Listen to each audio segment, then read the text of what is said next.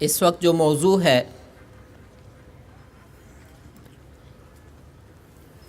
اس میں تقریباً ہر شخص گرفتار ہے، کوئی ڈائریکٹلی اور کوئی انڈائریکٹلی، اور اسی حوالے سے گفتگو ہوگی سوشل میڈیا، استعمال اور احتیاط۔ تشریف لا رہے ہیں شعبہ سمع و بصر کے انچارج آصف حمید صاحب۔ السلام علیکم ورحمۃ اللہ۔ نحمدہ ونصلی علی رسولہ الکریم، اما بعد فاعوذ باللہ من الشیطان الرجیم، بسم اللہ الرحمن الرحیم۔ قل اعوذ برب الفلق من شر ما خلق ومن شر غاسق اذا وقب ومن شر النفاثات في العقد ومن شر حاسد اذا حسد۔ بسم اللہ الرحمن الرحیم۔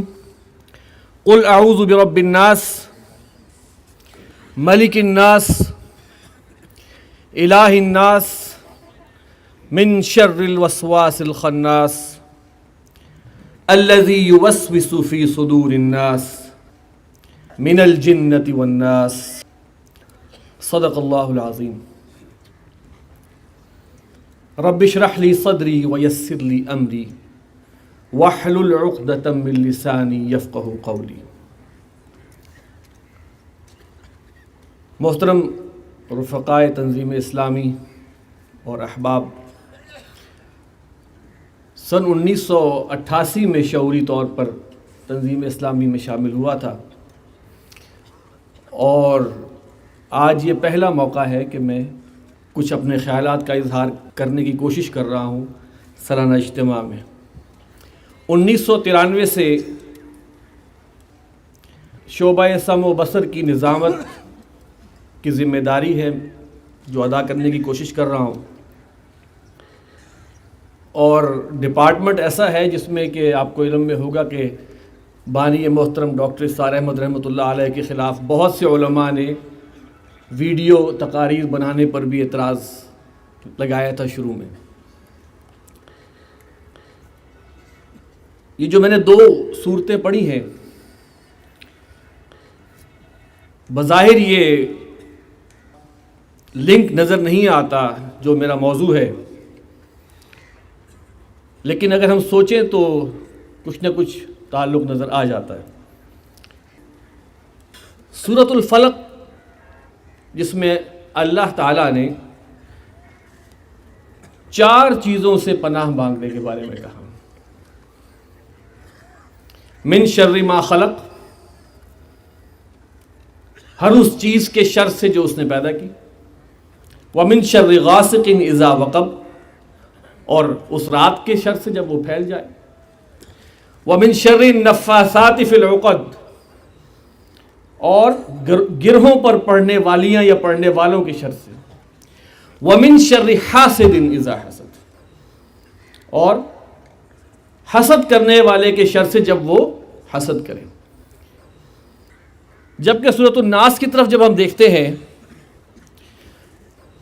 تو عجیب ایک معاملہ نظر آتا ہے کہ اللہ تعالیٰ نے اپنی بڑائی کے لیے 3 آیات بیان کی۔ قل اعوذ برب الناس ملک الناس الہ الناس، اتنی 3 چیزوں کو اسٹیبلش کر کے صرف ایک چیز کے بارے میں کہا ہے، من شر الوسواس الخناس۔ گویا 3 چیزیں پہلے اتنی بڑی بیان کی اور پھر اس بات کا ذکر کیا اور ایک ہی چیز کے شر سے پناہ مانگی۔ محسوس ایسا ہوتا ہے کہ یہ بہت بڑی چیز ہے۔ جو وسوسہ ہے اور وہ بار بار لوٹ کر آتا ہے، اس بات کو آپ ذہن میں رکھیں۔ تو اب ہم آتے ہیں جو ہم سوشل میڈیا، جو کہ ایک بیماری جس میں ہم سب مبتلا ہے، اس کے اوپر بات کرنے کے لیے۔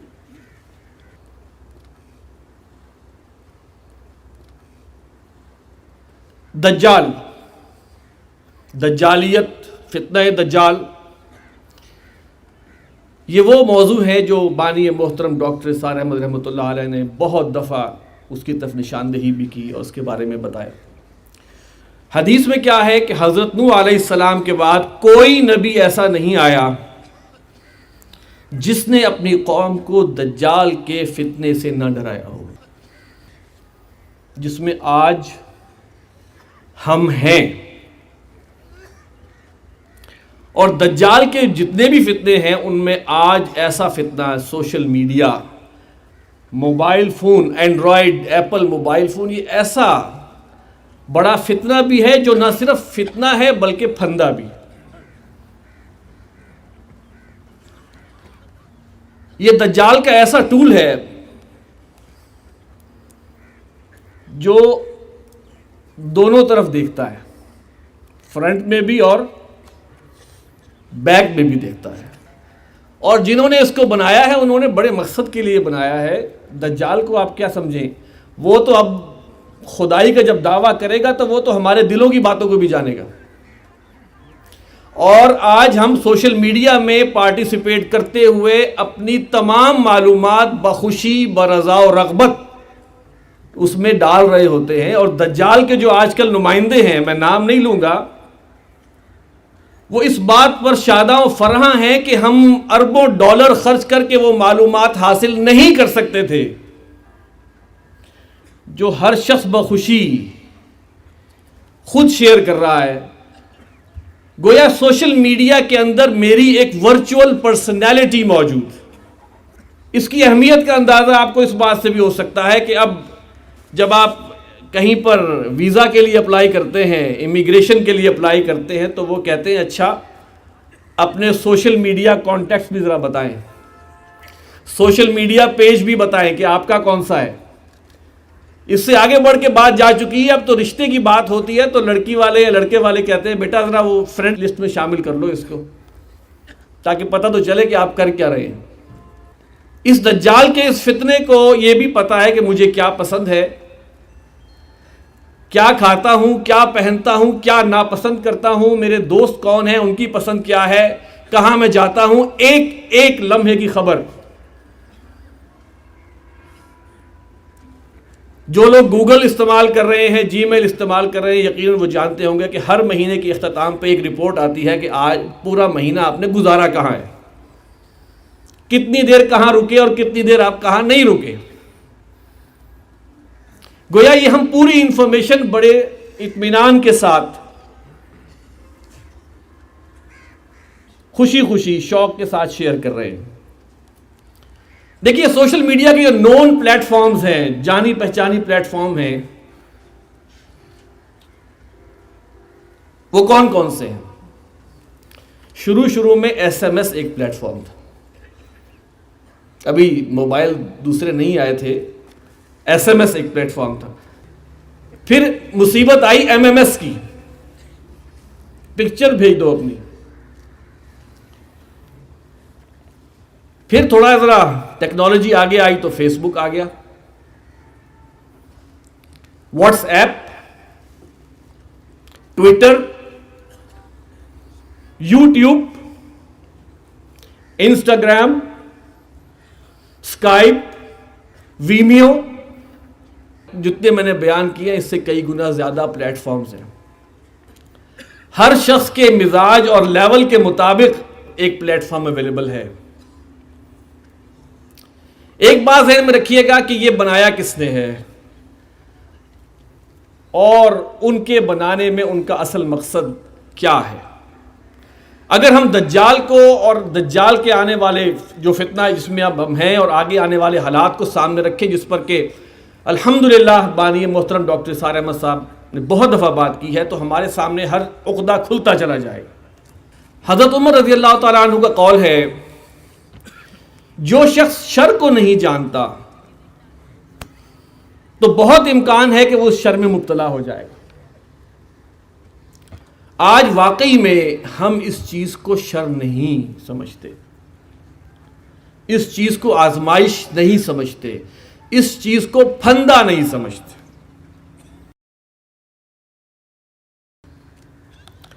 نقصانات کی بات کرتے ہیں. چلے کہ اس کے نقصانات کیا ہیں. یہ تو میں نے کچھ وہ بتایا کہ ہم کس طرح عالمی طاقتوں کے نظر میں آ رہے ہیں بخوشی برضا و رغبت. لیکن نقصانات کیا ہیں؟ دیکھیے نقصان میں سب سے پہلا نقصان جس سے میں سمجھتا ہوں کہ ہر شخص برائی کی شناخت ختم ہو رہی ہے, کم ہو رہی ہے.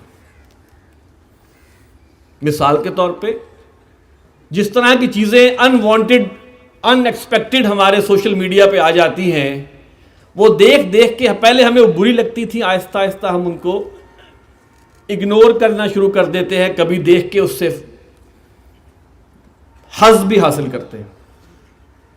گویا ایمان کے اوپر زد پڑ رہی ہے, اور حدیث ہمارے سامنے کیا ہے؟ ان لم تستحی فاصنع ما شئت. تو بے حیا ہو جا, پھر تو جو چاہے کر. میں چھوٹی سی اور مثال دوں آپ کو. دیکھیں موسیقی کو کہتے ہیں کہ وہ روح کی غذا ہے. حالانکہ ہم سمجھتے ہیں روح جو ہے وہ موسیقی کی غذا ہے, موسیقی روح کو کھا جاتی ہے. ہماری رنگ ٹونز جو بتاتی ہیں کہ ہم کتنا کو موسیقی کو ہم نے اپنے لیے بڑا جائز قرار کر دیا ہے. موبائل فون میں اب وہ رنگ ٹونز آنا بند ہو گئی سوائے موسیقی کے. کبھی سوچا؟ موسیقی ہمارے نماز میں بھی آ جاتی ہے. صرف شعوری طور پہ سوچنے کی ضرورت ہے کہ جو برائیاں تھیں جو کہ اصل میں ہمارے ایمان پر حملہ آور ہوتی ہیں, وہ اب ہمیں برائیاں نہیں لگ رہی. آگے بڑھیں. بد نظری, کیا کہنے, کمال ہے. اتنی ایزیلی اویلیبل, اتنی بہتات میں اویلیبل پہلے کبھی نہ تھی. فحش لطیفے, فحش گوئی, لطائف کی شکل میں, تصاویر کی شکل میں, ویڈیو کی شکل میں, سٹیج شوز کے کلپس کی شکل میں, اینڈ یو نیم اٹ. عجب, اپنے آپ کو شو کرنا. میں نے آج فلاں کھانا کھایا, فوٹو کھینچی اور ڈال دیا. اللہ کے بندے کیا کر رہے ہو؟ میں نے فلاں گاڑی خریدی, میں نے فلاں کپڑے پہنے, فٹافٹ فوٹو لگا دی. آپ کو جو مبذرین کے بارے میں کہا جاتا ہے کہ ان المبذرین کانوا اخوان الشیاطین, کیوں کہا جاتا ہے اخوان الشیاطین؟ وہ تو خود خرچ کر رہے ہوتے ہیں اپنے لیے. ان کے اس عمل سے نفرت, عداوت, دوری پیدا ہوتی ہے ان لوگوں کے دلوں میں جو اس لیول پر نہیں ہوتے. اس سے آگے بڑھیں. بہت لوگوں کو شوق ہوتا ہے اپنی فیملی فوٹوز لگانے کا. ان لوگوں کو یہ اندازہ نہیں ہے کہ نظر کی طاقت کیا ہوتی ہے. جو حدیث آپ کے علم میں ہے نا کہ وہ بھلے چنگے اونٹ کو ہنڈیا میں پہنچا دیتی نظر. کیا ضرورت ہے شیئر کرنے کی؟ اس سے فخر پیدا ہوتا ہے, تفاخر پیدا ہوتا ہے. کیا شو کرنا چاہتے ہیں؟ کیا پیغام کنوے کرنا چاہتے ہیں؟ تو خود پسندی, عجب. دیکھیں بھائی کتنے لائکس آئے میری فوٹو پہ, میرے فلاں جگہ میں نے کھانا کھایا تو کتنے لائکس آئے. بہت کم لوگ ہوتے ہیں جو آپ کی خوشی کو خوشی سمجھتے ہیں. اکثریت ان کی وہ ہوتی ہے جو دل میں تنگی محسوس کرتے ہیں.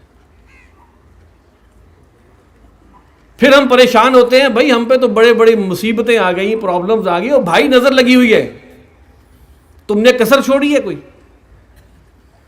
اپنا ہر لمحہ جو ہے وہ تم چاہتے ہو کہ دنیا کو میں دکھاؤں. کیوں؟ دیکھیے فتنے کا جو دور ہے اس میں تو اپنے آپ کو سکویز کر لینے کا حکم ہے. جب فتنہ عام ہو تو باہر والے سے اندر والا بہتر ہے, گھر کے اندر والا. حتیٰ کہ جو لیٹا ہوا ہے وہ بیٹھے والے سے بہتر ہے. اور ہم ہر لمحے کی فوٹوز اپنی لگا رہے ہیں. میں ویسے اس میں آپ عرض کر دوں کہ اوصیکم و نفسی بتقوی اللہ, میں اپنے آپ کو بھی یہ باتیں سنا رہا ہوں, ٹھیک ہے؟ میں اس لیے آپ یہ مت سمجھیے کہ میں صرف آپ کو سنا رہا ہوں. آگے چلے. ریا. اچھا کام کر رہے ہیں, عمرے پہ ہم جا رہے ہیں, ہم اپنی طواف کرتے ہوئے ویڈیو کیوں نہ لگائیں؟ کیا ہے یہ؟ کیا شو کرنا چاہ رہے؟ اس سے بڑا ریا ہو سکتا ہے؟ بچے نے قرآن مجید ختم کیا, آپ نے جناب فوٹو لگائی, فلاں کیا. بھائی شکر ادا کرو اللہ کا. اور آگے بڑھے. کفا بالمرء کذبا ان یحدث بکل ما سمع. کسی شخص کے جھوٹا ہونے کے لیے یہی کافی ہے کہ وہ بلا تحقیق بات آگے بیان کرے. اللہ اکبر. یہ تو وہ فتنہ ہے جس کو صدقہ جاریہ بن کے اس میں حصہ لیتے.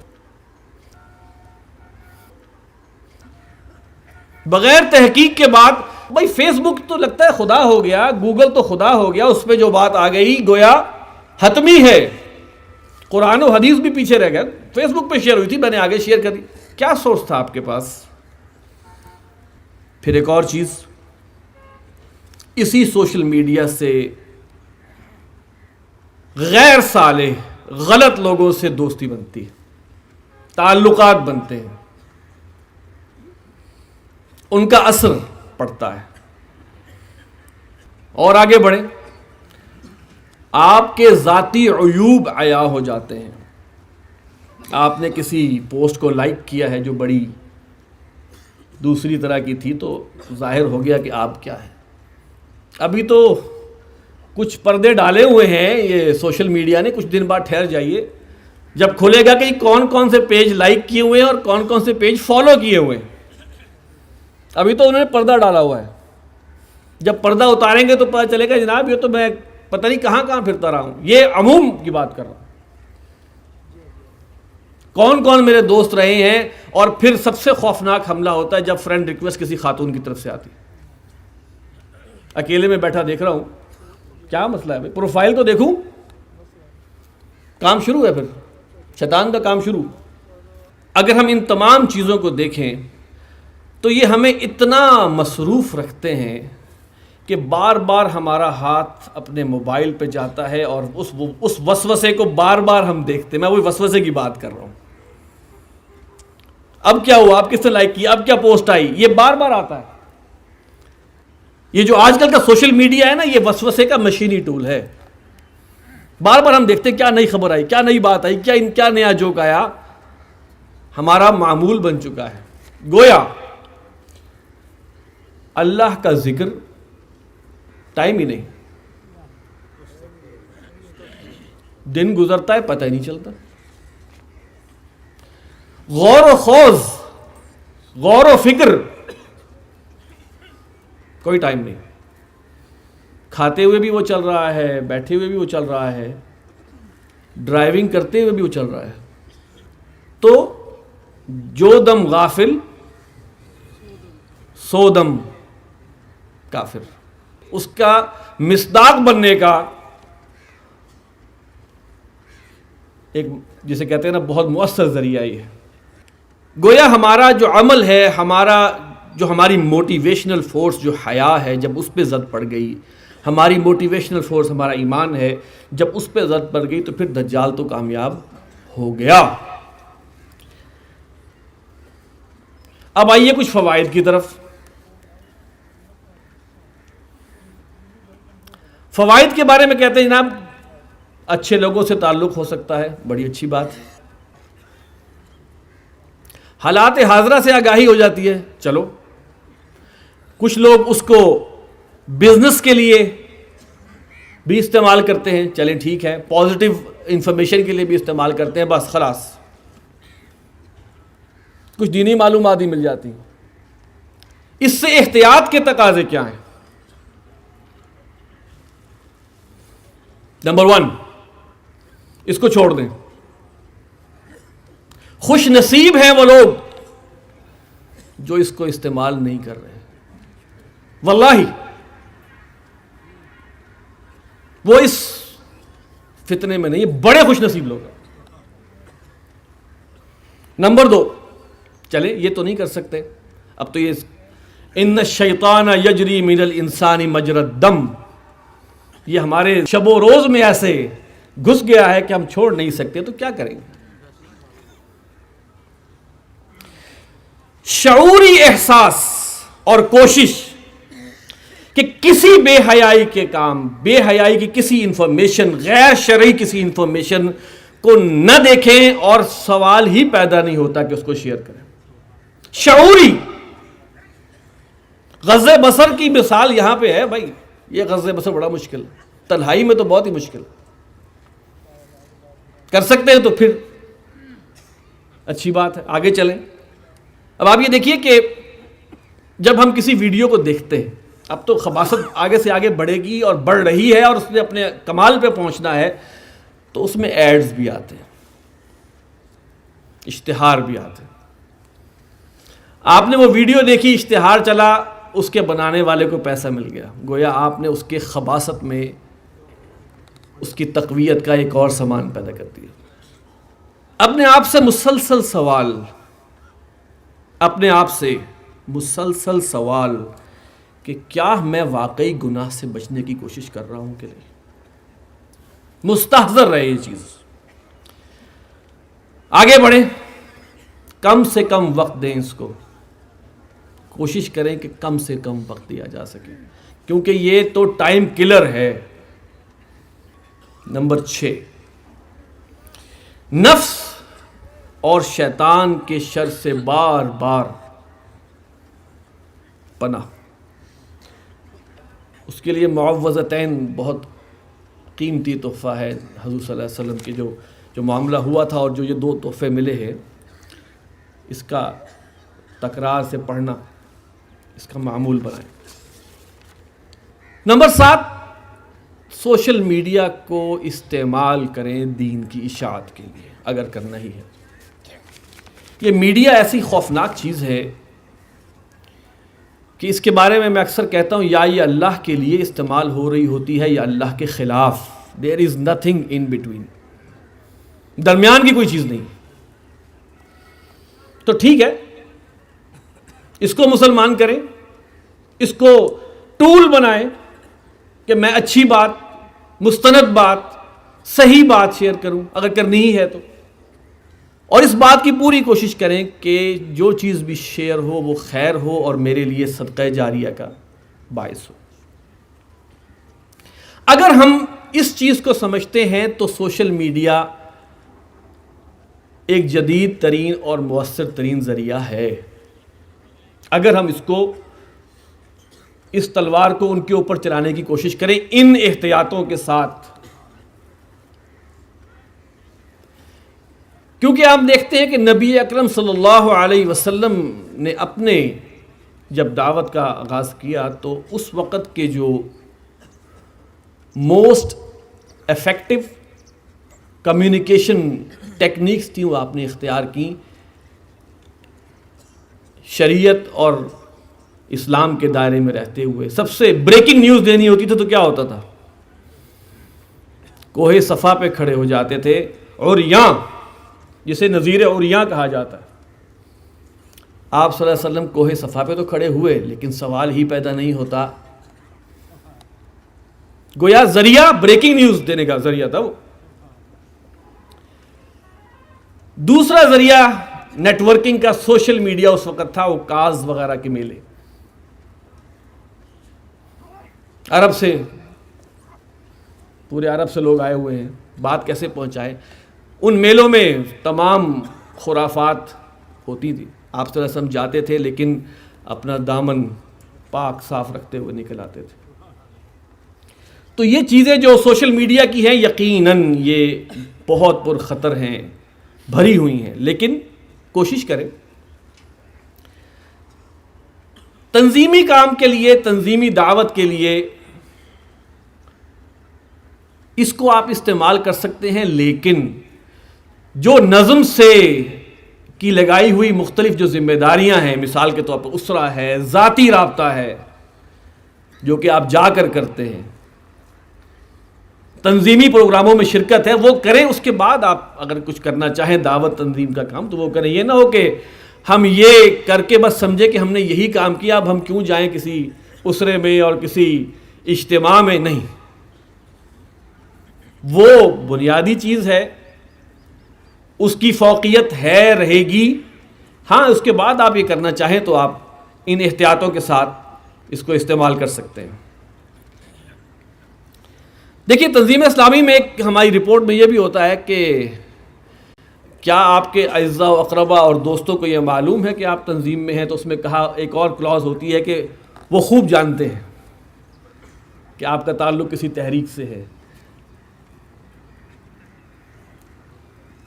تو پتہ چلنا چاہیے کہ فلاں شخص جو ہے وہ داعی ہے،